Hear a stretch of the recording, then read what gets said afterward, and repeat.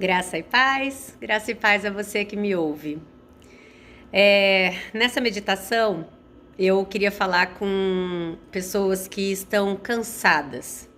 Sabe aquelas pessoas que falam assim, ai, tô cansada dessa vida, tô exausto, a vida tá perdendo sentido, eu não aguento mais, eu tô lutando e não consigo, eu tô desanimado, tanto na sua vida pessoal, financeira, vida sentimental, no seu casamento, na sua saúde e principalmente na sua vida espiritual, né? Às vezes a gente parece que é tudo teórico, né? Que o Deus da Bíblia é um Deus longe e distante, né? E aí a gente começa a olhar as circunstâncias e realmente a gente fica muito cansado. Mesmo sendo jovem, a gente fica muito cansado.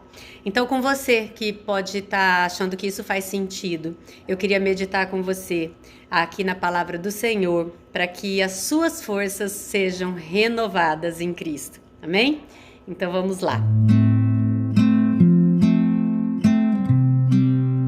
Filipenses, no capítulo 4, versículo 12, Paulo estava ali dizendo, né, que ele estava feliz por estar sendo lembrado, né, por eles, até com ofertas, né, pela generosidade, mas não por isso, não pelo dinheiro, pela situação, porque ele falou que ele estava, ele tinha aprendido a adaptar-se a toda e qualquer circunstância, né, ele sabia o que é passar necessidade, o que é ter fartura, ele aprendeu o segredo de viver contente em toda e qualquer situação. Ou seja, tanto faz estar bem alimentado ou com fome, tendo muito ou passando necessidade. E aí ele arremata: tudo posso naquele que me fortalece. Esse versículo ele é colocado em adesivos aí pelos carros, muita gente fala, né, enche o peito e fala: eu posso todas as coisas naquele que me fortalece, eu tudo posso naquele que me fortalece. Não deixa de ser uma verdade,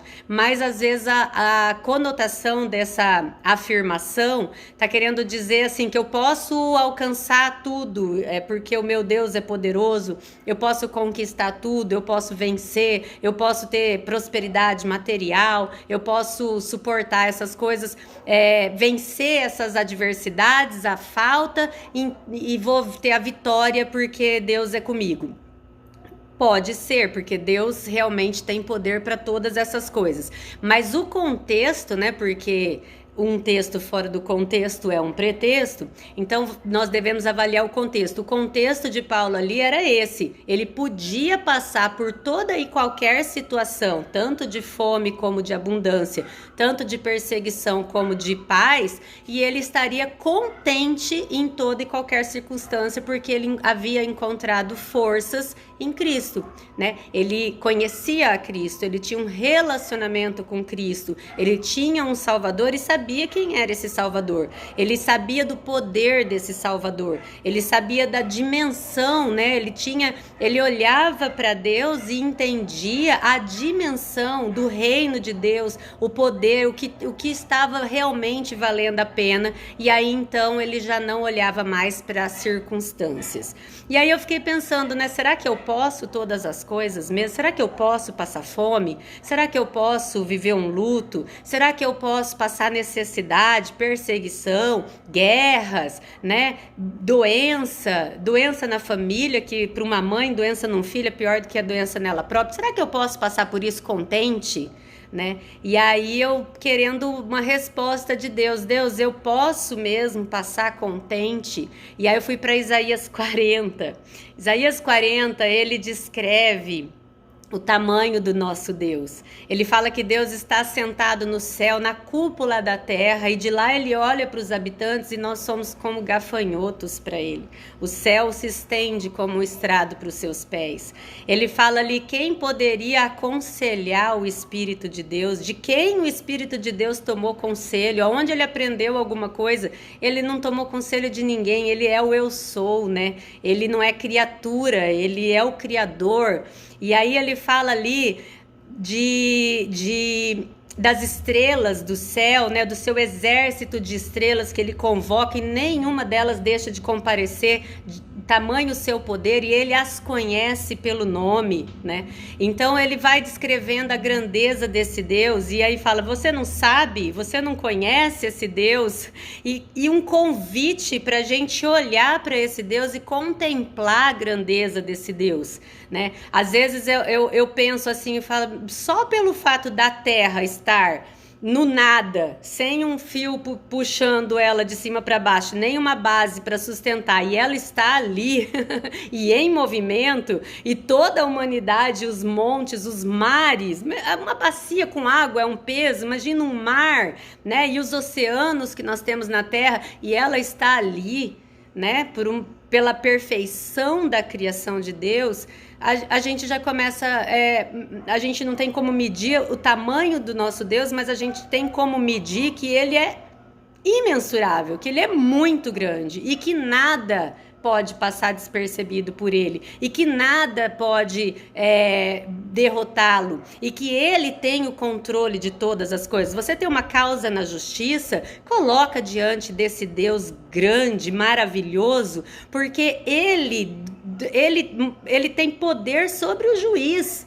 Não é o seu advogado que é bom, ou do adversário que é ruim, ou o juiz que vai ser injusto ou justo. Não, Deus, ele é o juiz dos juízes, né? Você tem uma doença e o teu diagnóstico é um diagnóstico ruim, né? É um final, a palavra que o médico te deu é o fim. Deus é o médico dos médicos, ele domina sobre a medicina, ele criou você e todos os seus vasos sanguíneos e todos os seus circuitos cerebrais, os seus neurônios, ele tem poder sobre a sua vida, a sua vida é o sopro de vida dele, e ela só vai se findar o dia que ele falar, deu para você. Enquanto ele não falar, nada pode levar você, né? E assim todas as coisas. Você tem filhos, filhos que estão aí voando, né? Porque eles vão desenvolver a sua vida e muitas vezes eles estão tomando decisões que você sabe que não são legais, que não são boas, né? Plantando sementes que vão vir colheitas ruins. Coloca diante desse Deus que chama as estrelas pelo nome, né? Esse Deus que faz da terra o seu estrado, esse Deus grandioso que nunca pediu conselho porque ele é o conselho perfeito. Coloca diante dele e confia nele, né? Então, eu fui meditando nesse capítulo 40 de Isaías inteiro, que vale a pena ler, e aí então eu fui entendendo que Paulo olhou para esse Deus. Paulo olhou para esse Senhor, olhou para a morte e ressurreição do nosso Senhor Jesus Cristo e entendeu a grandiosidade, o poder, entendeu que ele que o reino de Deus é muito maior do que a circunstância que nós estamos vivendo hoje, e que Deus tem propósito na vida dele, na minha e na sua, e que as dificuldades são para glorificar o nome de Deus, não em nos ver sofrer, mas em nos ver contente mesmo diante das adversidades. Nós estarmos contentes, porque nós confiamos no nosso Senhor. Nós sabemos que o nosso Deus, que é esse Deus absurdamente grande, imensurável, ele tem uma vontade que é boa, perfeita e agradável para mim e para você, e que os pensamentos dele são mais altos que os meus pensamentos, e são pensamentos de paz.